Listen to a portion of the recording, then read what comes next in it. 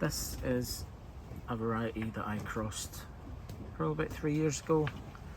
I won't go into the specifics in this video about what varieties I used to cross it, only that this is my Dragon Claw, and it was made from one very hot chili and one not so hot chili. It's very tasty to the beasts as well. I don't know what it is that's been eating that, but I've noticed today, after last year was a very quiet year for this cross, so the F3 variety didn't give us much. We didn't get fruit much past this size, but they did produce seeds for us, which was good.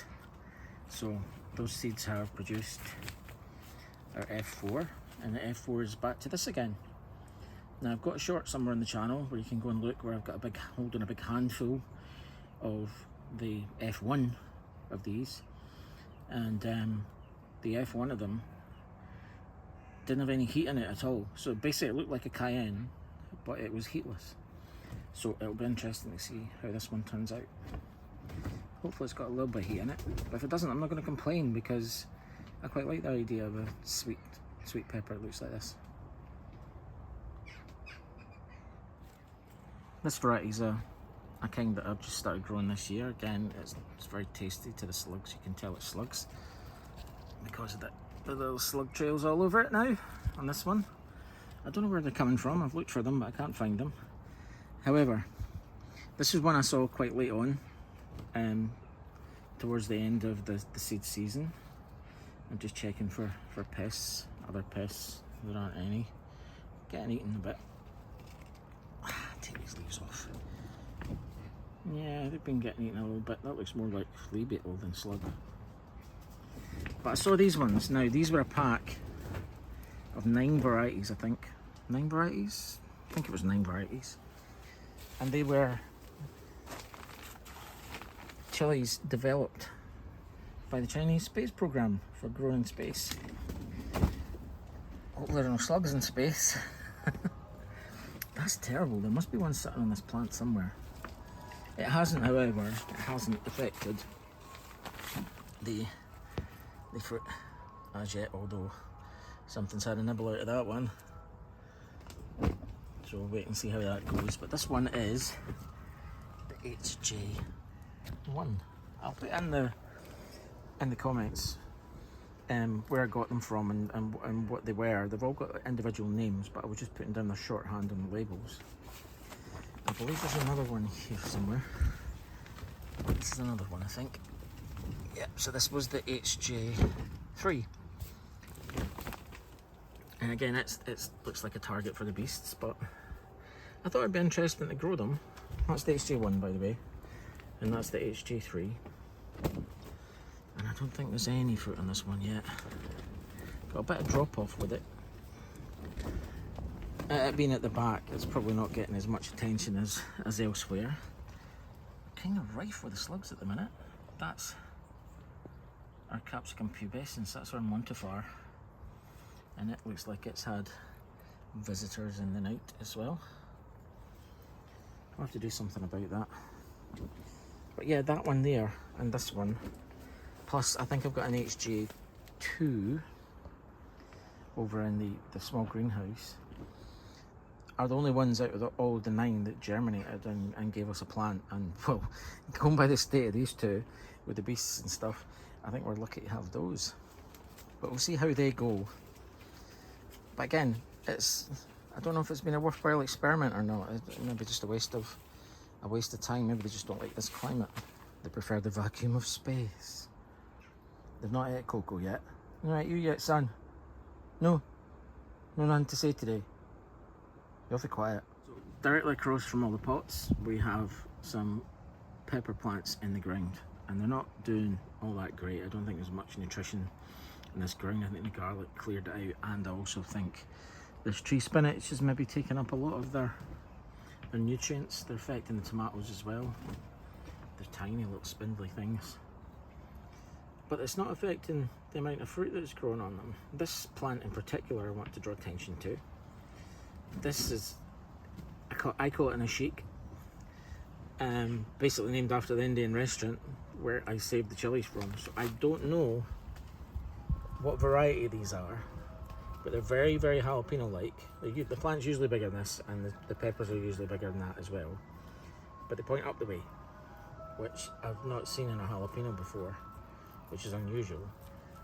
So I thought this one was worth persevering. I just wanted to grow the seeds to see how it turned out, and it's turned out pretty well. This is us on F2, so we grew them out last year, and we saved the seeds, and we're growing them out again this year.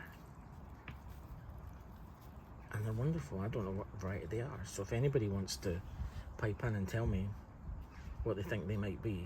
Now, bear in mind that this isn't a true representation of what this plant was. Last year when we grew it in here in the polytunnel, the fruits were about 3 times bigger than that, so they would sit comfortably in the palm of my hand and did look like jalapenos. So if anybody knows what that is, an upright jalapeno plant, that would be interesting to know. Another one I wanted to draw attention to is this one. Another one with slug issues, as you can see. But this one is a black gold. Now, the reason I wanted to bring attention to this one in particular isn't so much the plant itself, which is incredible. Really nice plant, very spindly. It's grown all over the place. It's in the same soil as everything else, but I think this is all just its natural effect. It's not struggling in any way to find light. But the interesting thing about this one, or the thing that I wanted to point out about it, was this was one of a whole bunch of seeds I bought from Matt's Peppers in America about 2 years ago, 3 years ago maybe. And this is the last of them. So when I grew this one, I thought I'll get more seeds from Matt and try out some of his other varieties, because some of these ones that he sent over are absolutely brilliant. Only to discover that Matt doesn't post internationally anymore, which is a big crying shame. I can't see anything on his website about it. I just wondered does anybody know why that would be? Is it due to all the tariff stuff that's going on between the UK and Britain? Are we having a silent kind of trade war, or is it just not worth people's while doing that now? Answers on a postcard, answers in the comments, whatever you want to do. But it's a big shame, because Matt does some incredible varieties, and it's been really interesting growing them. This one's another one here. This is his cross between a Dreamcatcher and a Farmers Market potato, which has done well for me the last couple of years. Obviously these are from Save Seed, from Originals, because the seed that he gave me 3 years ago will probably be unreliable at the moment. But yeah, that's just an interesting question. If anybody knows the answer to that one, it'd be nice to know. Even Matt himself, he said he would follow me and check out how I managed to grow his chilies in Scotland when he realised where I was. And I don't know, Matt, if you are watching, maybe you can comment. Let me know what you think and what's going on. Still on the subject of Matt, I also got these. I got the chocolate covered candy cane plant.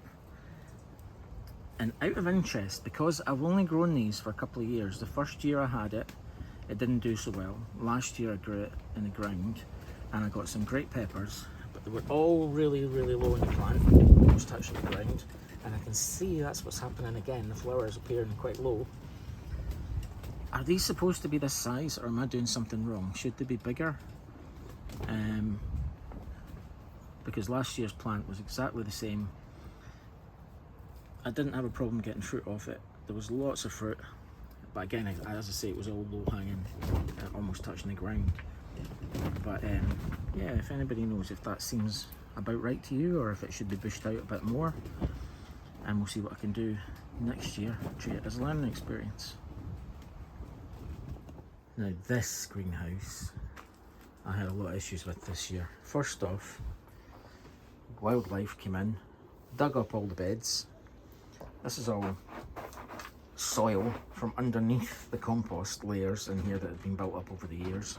You can see these layers here, that's compost layers. This side is just the soil from under the compost layer. So I had a lot of digging about in here. And we had a lot of holes along the back. In the back there's one there. Still where we get the wildlife coming in. And I don't know if it's field mice or if it's rats. We used to have a lot of problems with rats here. But they come in, they do a bit of damage. We did have a cat that liked to come in here, and it was able to get into the greenhouse because the storm last year blew this whole panel out, which I've now fixed in, and I have used outdoor tape to seal around the edges so that it doesn't pop out again. But we've had a lot of issues. So this one was quite late in starting, but again, all of these pots here are my own homegrown compost. You'll see it's a little bit weedy because I do put some plants in that have still got seeds on them, and you still get a little bit of this. It's not too bad. That one's not too bad, you can see. And neither the other ones really. It's just an occasional thing. But it is really worthwhile making your own compost. So like all of this stuff that you see outside, all these Jerusalem artichoke plants, all of those will be put into compost next year. They'll be shredded and put into compost. They'll be the woody part of the compost. All of the grass that's in my paths, all along here that I cut all the time, goes into the compost. All of the nettles that I pull up, all of the weeds that are in the beds, they all go into compost. That big massive thistle plant you can see there, and all of that overgrown stuff. Some of the overgrown stuff's good stuff. My blackcurrant raspberry and potatoes over there. But none of it leaves this plot. You see so many people walking past the plot with a wheelbarrow, taking it up to the skip, to the green waste skip, basically giving it to the council to make this shit compost. So I like to keep it and make good compost with it, so that my plants can all grow big and sexy like these. And when I say big and sexy, you might have seen the shorts that I put up yesterday. Look at this beauty.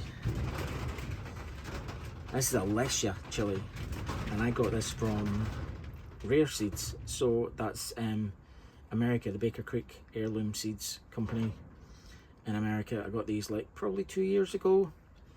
They all got to about that size in store-bought compost that I bought for them. And look at this in my own homegrown compost. So it is worth it, guys. It's worth it persevering.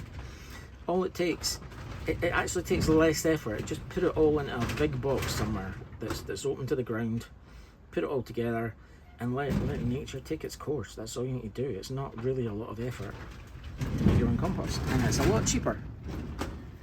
I mean, this plant here is a farmer's market potato, and it was in a seed tray up until about 4 weeks ago, because I'd forgotten all about it, and I put it here in my own compost. You can tell it's my own compost, look, all the weeds, the grass, but look at the growth in it. It's doing really well.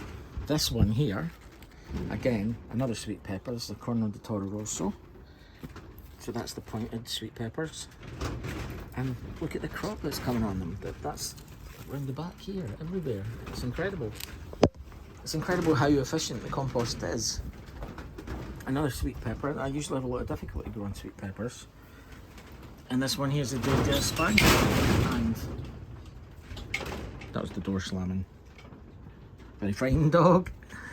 And anyway, these are the Doja Spagna. These are also a sweet pepper, and they'll get really big and fat. And there's tons of them on there. I've never had a crop of those like this. Again, my own compost. Two plants I'd like to point out, another two that I've never had any success with, are the Dorset and Bengal Nagas. Now, Dorset Naga is a big plant, and I've never had a Dorset Naga get beyond the size of that one. And look at the size of this one, and it's not finished yet. It's barely even started growing flowers, and it's still going. It's absolutely huge. And again, my compost. Bengal Naga. Although the Bengal Naga does look like it's showing a bit of signs of stress at the moment. I think that's through overwatering. I don't think that's through lack of nutrient. And I think it's possibly, no it's not. Yes it does, it has the pests as well. But Bengal Naga, I've actually given up twice in the last 4 or 5 years growing the Bengal Nagas, because and turned them into bunches, because I could never get them growing any bigger than, you know, something like that size. But look at this, my own homegrown compost. It's really good. I can't believe it is such good quality, just doing it yourself. And because there's so much wood in it, I'm also not having to do anything like put in vermiculite or perlite or any of that kind of stuff, because there is wood in it already. It is very aerated. It's all of that stuff, you know. When I shred all of that up and I put it into the composter, that's what we get, you know. So there's a lot of woody stuff in there, and I think that's helping the plants as well. This is a lemon drop, and again, this looked like it was ready to die when I put it in here, and look at it now. It's spreading, and it even has a little bit of fruit on it. Oh wow, look at that. That's quite good. Normally these get bigger though. I would expect this to be probably up to here by the end of the season, but I don't think. I think this one just got off to a slow start, but it's catching up now. And again, that seems to be the only one that has any signs of stress one way or the other in here. All the rest of them seem fine, although we do have a slug issue in this greenhouse as well, which is quite plain to see. But we'll sort all of that out. Now that we know they're there, we know what to look for. Look at this, look at the crop on this. I think this is another one from Matt. Yeah, this is the Dreamcatcher crossed with Vizina. What's that? Is that slug? No, it's not, it's just a pepper. So that's another one from Matt.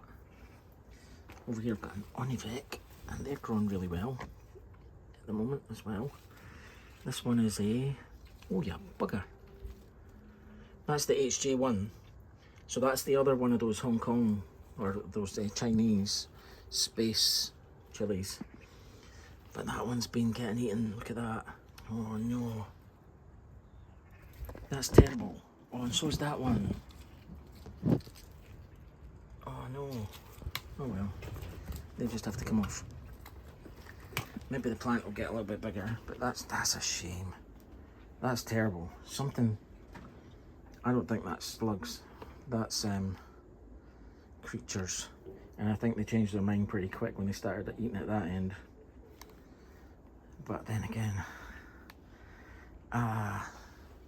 beasts, man, who'll have them? So, that's that. I want to just quickly go up to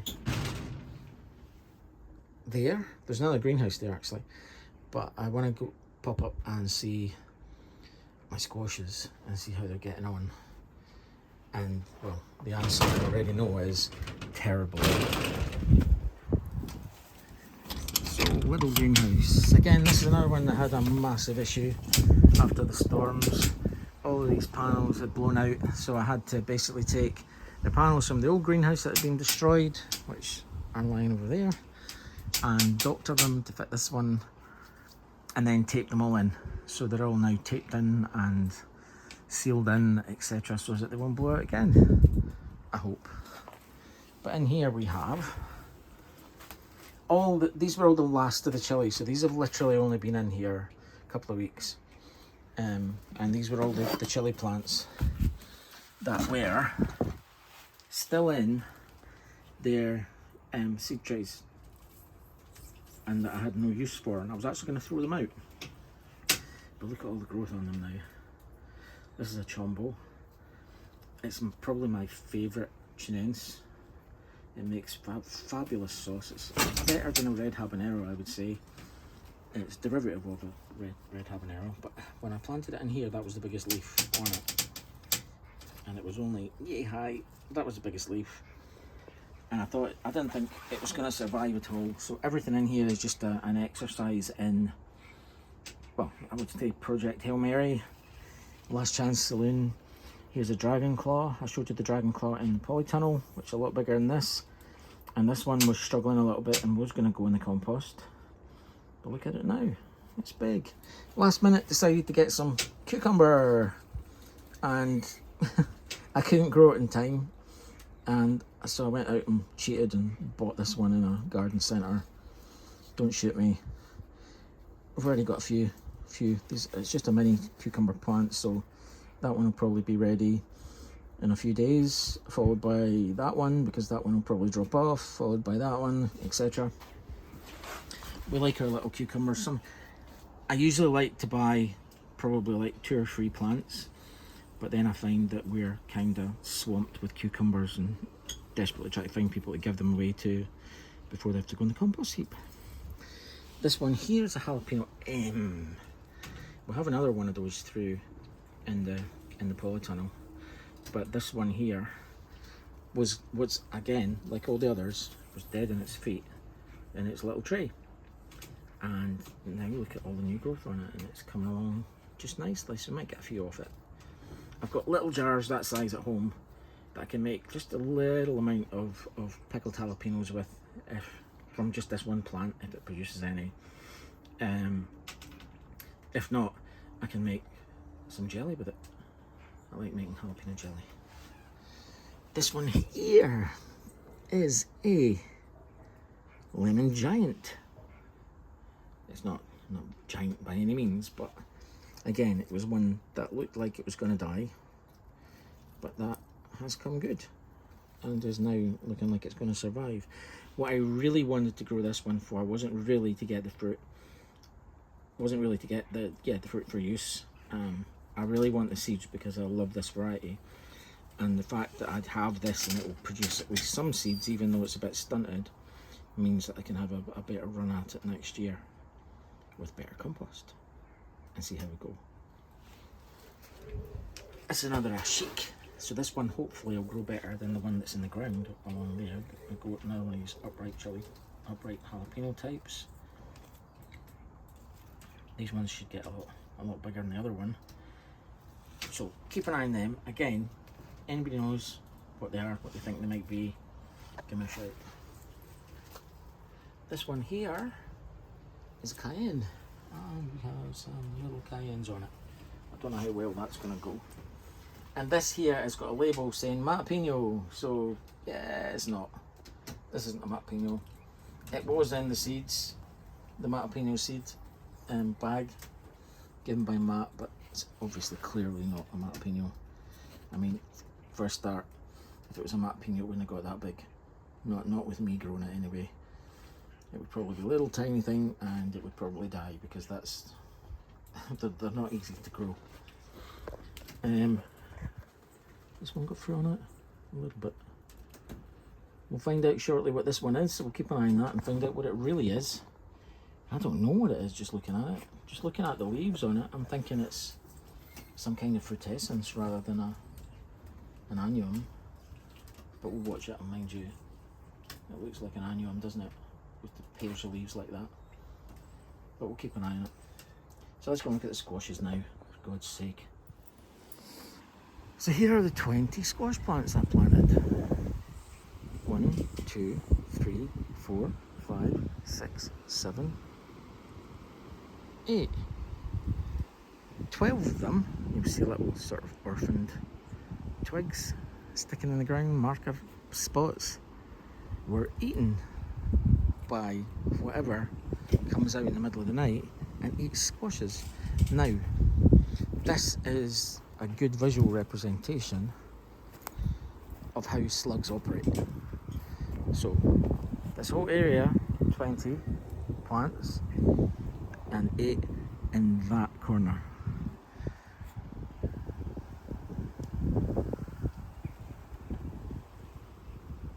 All slug habitats. So the slugs will be hiding in the hay, they'll be hiding under the hedge, they'll be hiding under this tarp, under the bricks, and amongst the weeds. They come out at night, come along here, eat everything, go back again. And there we go. So that's a good visual representation of how slugs work. I have other squash plants. They're growing over there. I'm going to let them grow their first 2 true leaves, and then we're going to give it another go over here with them, because the slugs can't beat them if you plant them big enough. So once they're a certain size, they get to this size, the slugs can't harm them. The slugs can come over and eat as much as they like, as they have been doing, but it's not going to affect the plant because the plant is now growing faster than they can eat it. So that's probably the hard and fast rule of growing squashes, and it's a hard and fast rule that I learned many years ago, but that I just haven't adhered to. Reject cocoa. So that's that then. I used to use Premiere Rush to make videos, and it was really easy to use because I could just like do it on my mobile while I was actually in the allotment and just post it before I even went up the road. But obviously Premiere Rush isn't a thing anymore. So now we have Adobe Express, which seemed on the face of things to be a bit more complicated because it's got a lot more features and functions and things that you can do and thumbnails and all that kind of stuff. But I think the video element part of it isn't much different. Again, if you're watching this, then I've figured it out. But thanks for watching, and hopefully we get a little bit more regular with this. Wish me luck.